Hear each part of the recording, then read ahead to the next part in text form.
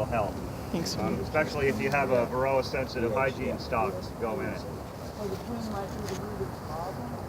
Part of the problem. The root of the problem is Varroa mites.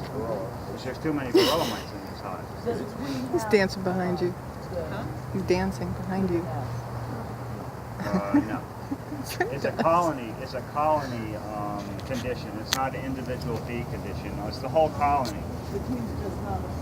Yes, but I believe there is horizontal transmission, or is that vertical? Vertical transmission between queen and daughters, offspring.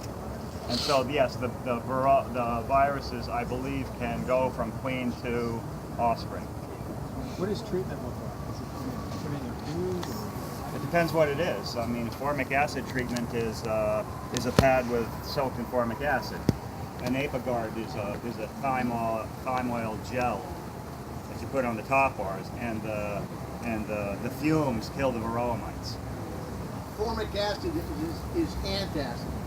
It comes from ants. Ants have it in their that's why it burns when you get bit by an ant, because it's got formic. Maybe fire ants have formic? Yeah. Is requeening enough to break the brood cycle, or do you have to delay? Well, I guess you would probably have to dequeen that hive for a while. Dequeen it first. Yeah, let them clean up the mess, but PMS. What about drone comb? What about putting in some green drone comb? And Yeah, but right now it's too late for this hive. Okay. This hive needs to have something done to it. I don't know what you guys do. Yeah, you treat it with something, you let it die, whatever it is. It's early in the season. I would think that you could probably do something to this hive and it'll recover. Michael, how much of that treatment is actually just the brood, breaking the brood cycle? I don't know. I mean, there wouldn't be, if all you did was put a treatment on, there wouldn't be a brood break.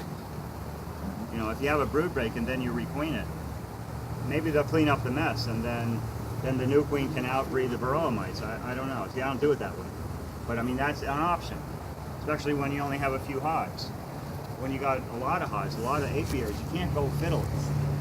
You can't go back, 3 times and redo the Apiguard or the Hop Guard or all that stuff that doesn't really work in a commercial setting.